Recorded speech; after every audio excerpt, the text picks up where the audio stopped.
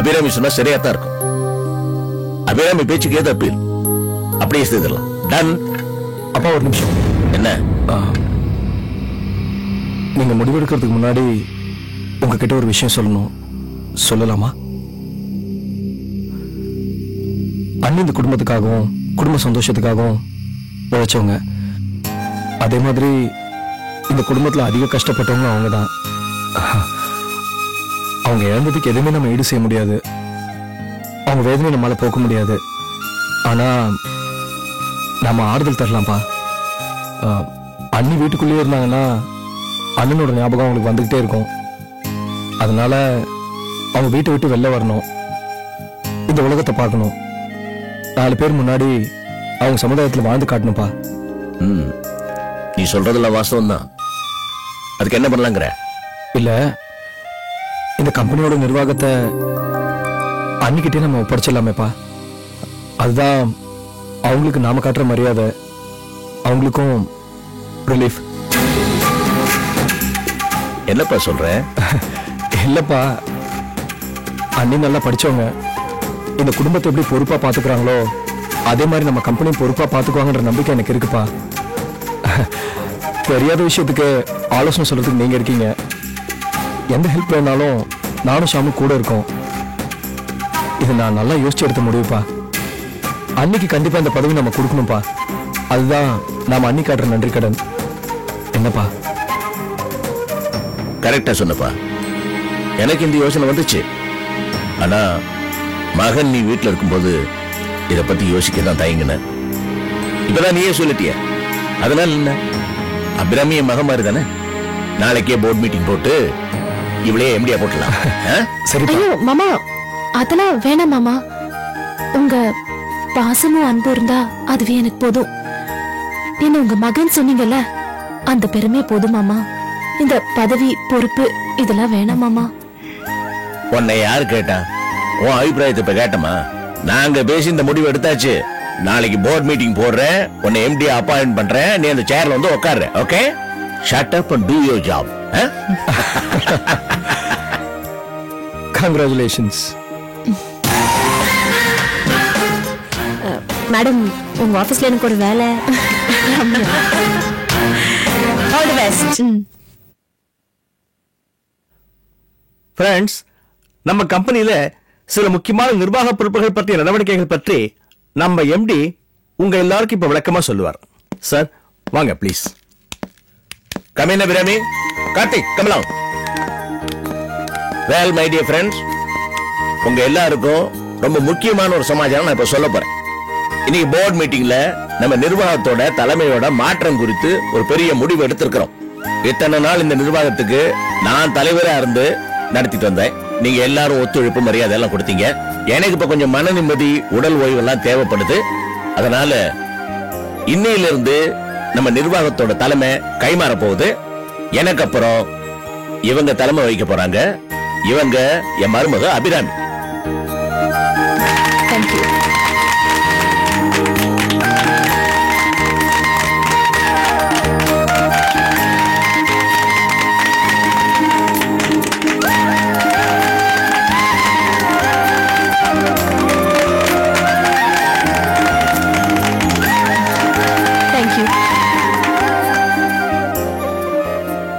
Thank you. எனக்கு என்ன மரியாதை ஒத்துழைப்பு எல்லாம் கொடுத்தீங்களோ அதே அளவு மரியாதையும் ஒத்துழைப்பையும் இவங்களுக்கு கொடுங்க. இவங்க தலைமையில உங்க ஒத்துழைப்போட நம்ம நிர்வாகம் இன்னும் நல்லா வளரும் நம்பிக்கை எனக்கு இருக்கு. மற்றபடி இவங்க அபிராமியோட சிஸ்டர் ஷாம் உங்களுக்கு தெரியும். My second son Karthik. Okay, இப்ப எங்களுக்கு கொஞ்சம் வேலை இருக்கு. இவங்க மறுபடியும் உங்களை தனியா சந்திப்பாங்க. ஓகே, வாமா.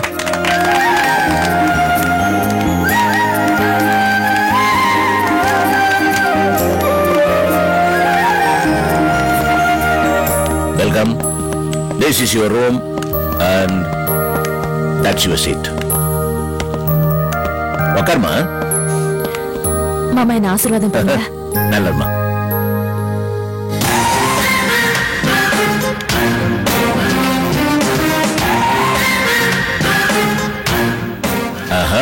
கம்ஃபர்டபிள்?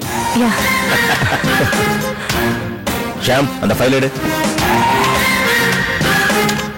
முதல்ல நல்ல நேரத்துல உன் கையால ரெஜிஸ்ட்ரார் ஆஃப் கம்பெனிஸ் கொடுக்கிற இன்டிமேஷன்ல ஒரு கையெழுத்து போடுமா?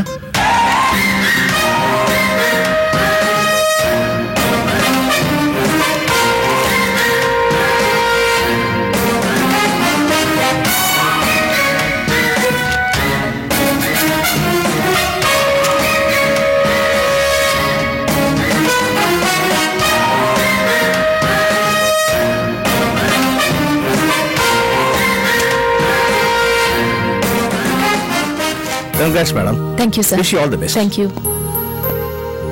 அபிராமி, உன்னோட பொறுப்புணர்ச்சியாலையும் திறமையாலையும் இந்த நிர்வாகம் நல்ல முன்னுக்கு வருங்கிற நம்பிக்கை எனக்கு இருக்கு.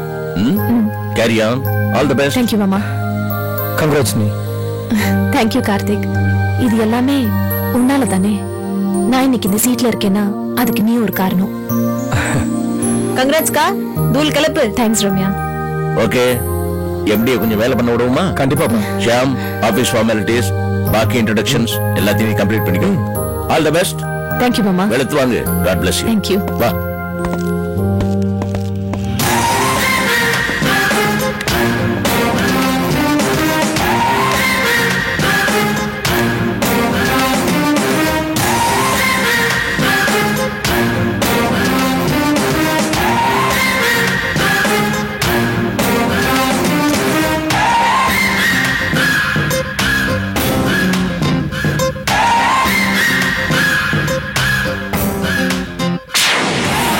அபிராமி, நம்மளோட இந்த நிலைமைக்கு யார் காரணம் தெரியுமாமா?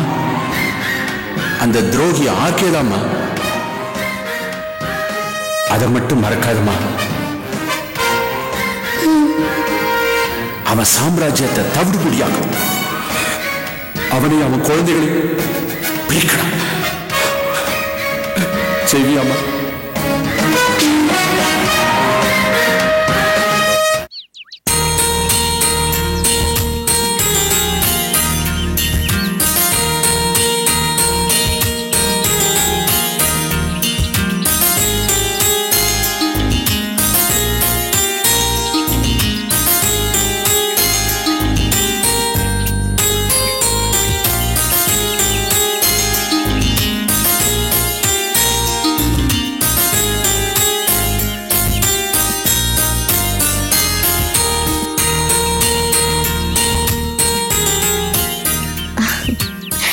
புது கார் வாங்கியிருக்கீங்க, ரொம்ப சந்தோஷம். கங்க்ராச்சுலேஷன்ஸ். இந்த கார் வர காரணமே ரோஹிணி தான். என்னங்க நீங்க? உங்களுக்கு கார் என்ன புதுசா? இல்ல நீங்க பார்க்காத காரா? என்னால இவ்வளவுதான் முடிஞ்சதேன்னு மனசு கஷ்டமா இருக்கு தெரியுமா? கணவன் கௌரவத்தை விட்டு கொடுக்காதவதான் மனைவி. உன் கணவருக்கு நீ ஒரு கார் பிரசன்ட் பண்ணிருக்க, அவ்வளவுதான். ரோஹிணி, கார் சாவிய சாந்தி கையில கொடு. ஆமா சாந்தி, உன் சந்தோஷத்தை பறி கொடுத்துட்டு எங்க சந்தோஷத்தை பெருசா நினைக்கிற நீ. உன்னாலதான் நாங்க இன்னைக்கு சிரிக்கிறோம். அதனால உன் கையிலே மாமா கிட்ட சாவி கொடு. என்னங்க மாமா?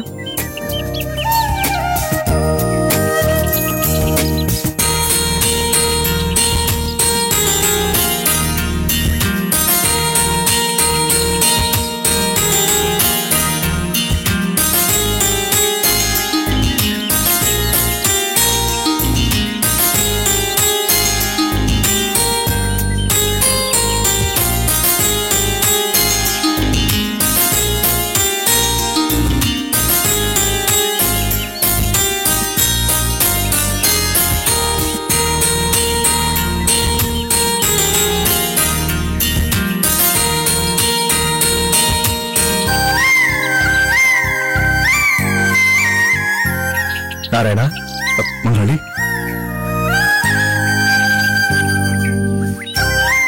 மறுபடியும் முதலாளிக்கு கார் மற்றும் பாக்கியத்தை அந்த ஆண்டவன் கொடுத்தானே, அதுக்கு ரொம்ப ரொம்ப நன்றி.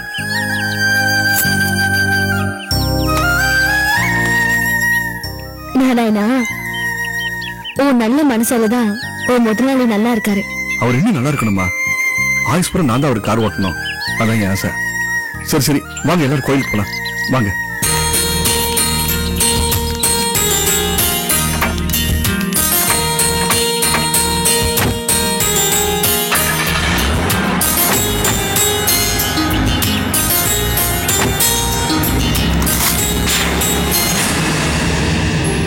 Hey stop. நான் தான் ஃபர்ஸ்ட் ஊட்டுவேன். ஓகே? எதையுமே முழுசா பண்ண விடாத. சாப்பிடுக்கா, சாப்பிடு. என்னப்பா இது ஸ்வீட்டுக்கு மேல ஸ்வீட்? நீ சாதனை மேல சாதனை பண்ணிட்டே போற. அது எப்படி கொண்டாடுறது? இப்படிதான். அக்கா பெரிய எம்டி ஆயிட்ட. நான் ஏதோ தெரியாம சொல்லிருந்தேன், என்ன மன்னிச்சிருக்கா. நான் உன்னை தேவையில்லாம அண்டர் எஸ்டிமேட் பண்ணிட்டேன். நீ என்னடா நீ சூப்பர்க்கா. டேய் டேய் டேய், உன்ன மாதிரி ஒருத்தன் குத்தி காட்டினதுனால தான் என்னால இப்படி படிப்படியா சாதனை பண்ண முடிஞ்சது. நியாயமா பார்த்தா நான் தான் உனக்கு நன்றி சொல்லணும். தேங்க்யூ. வெல்கம்க்கா.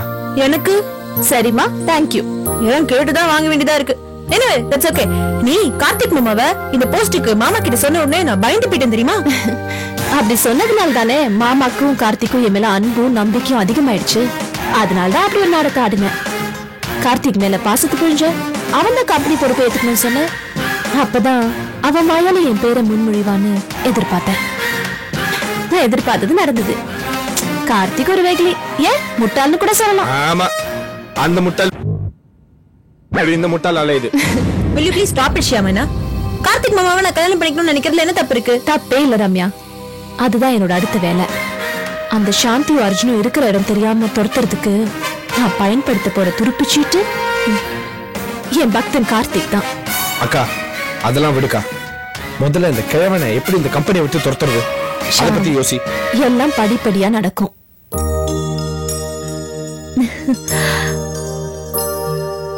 மாமா, ரொம்ப சந்தோஷமான விஷயம்.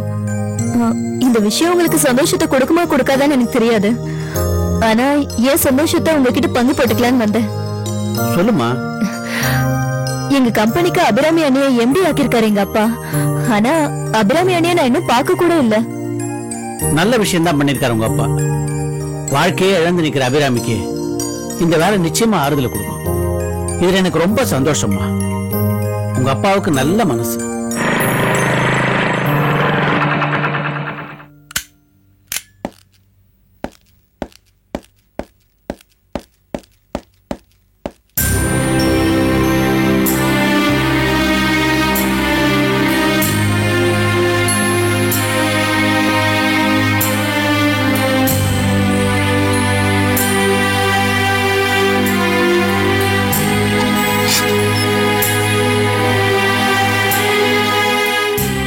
எல்லாம் கேள்விப்பட்டேன்.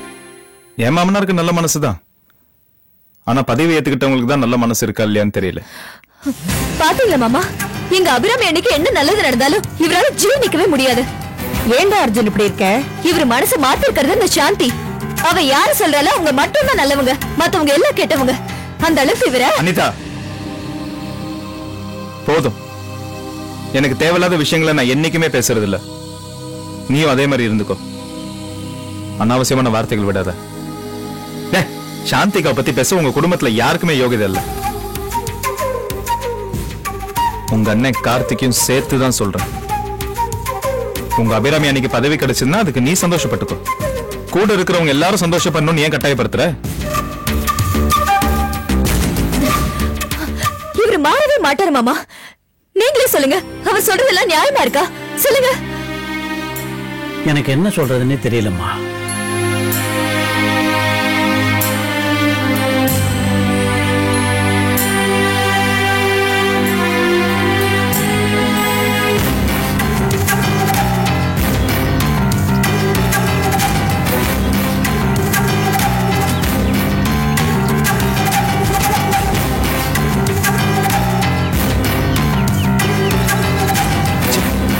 எப்படி எப்படியோ காய் நவத்தி நல்லா பிளான் பண்ணி எல்லாரும் ஏமாத்தி கடைசியில அந்த அபிராமி இப்போ எம்டியாவே ஆயிட்டலக்கா.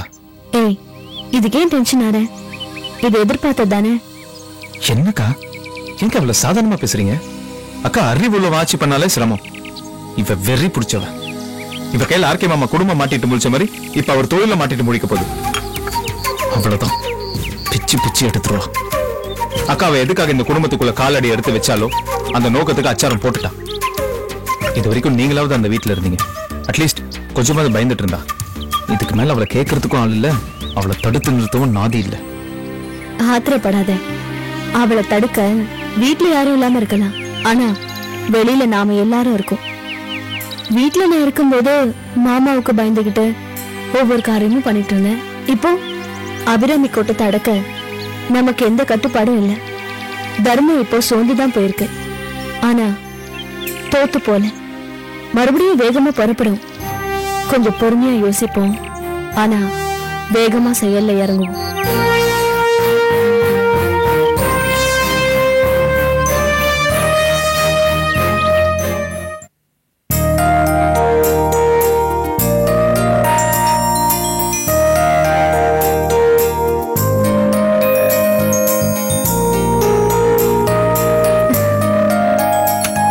அண்ணே,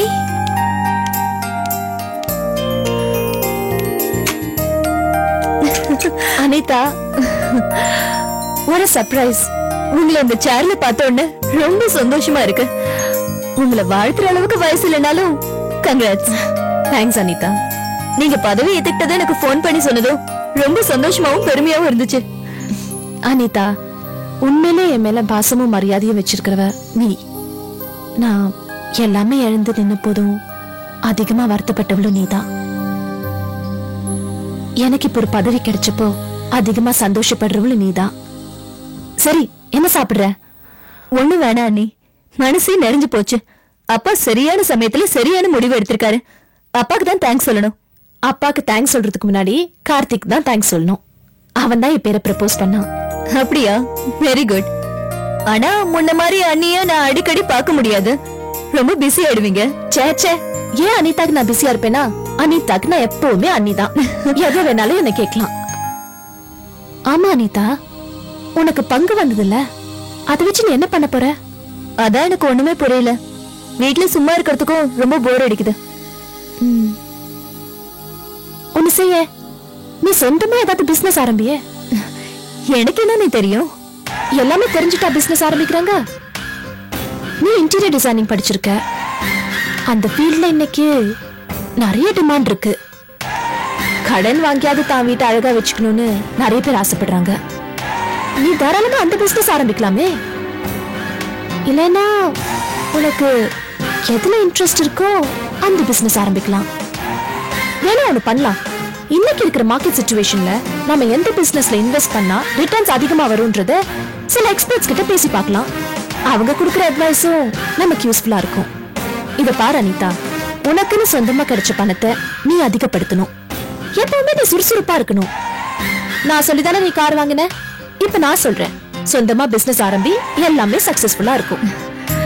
நீங்க சொல்றத கேட்க கேட்க எனக்கு ரொம்ப தைரியம் வருது. குட். இந்த அபிராமி என்னைக்குமே அனிதாக்கு துணையா இருப்பா. Excuse me madam, could I come இன்?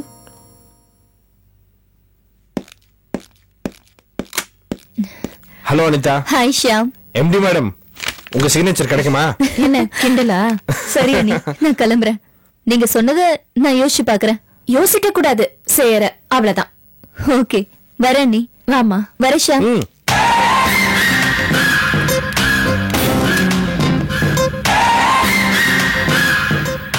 என்னக்கா, என்ன சொல்றான் அனிதா? அவ சொந்தமா பிசினஸ் ஆரம்பிக்கிறதுக்கு ஐடியா கொடுத்த. என்ன சொல்ற நீ? உனக்கு என்ன பைத்தியமா பிடிச்சிருக்கு? அனிதா வளரணும். அவ வளர வளர அர்ஜுனுக்கு அவ மேல ஒரு காம்ப்ளெக்ஸ் வரும். அதுவே பூதாகரமா உருவாகும். இதனால அவங்களுக்குள்ள ஒரு மிஸ் அண்டர்ஸ்டாண்டிங் ஏற்படும். அந்த மிஸ் அண்டர்ஸ்டாண்டிங்கே இவங்க ரெண்டு பேரும் பிரியறதுக்கு ஒரு காரணமாயிடும். அர்ஜுன் தான் ரோஷக்காரனாச்சே, அவன் அனிதாவை வெறுத்து ஒதுக்கிடுவான். கார்த்திக்கும் சாந்தியும் பிரிஞ்ச மாதிரி அர்ஜுனும் அனிதாவும் பிரியணும். பிரிய வெப்பா இந்த அபிராமி.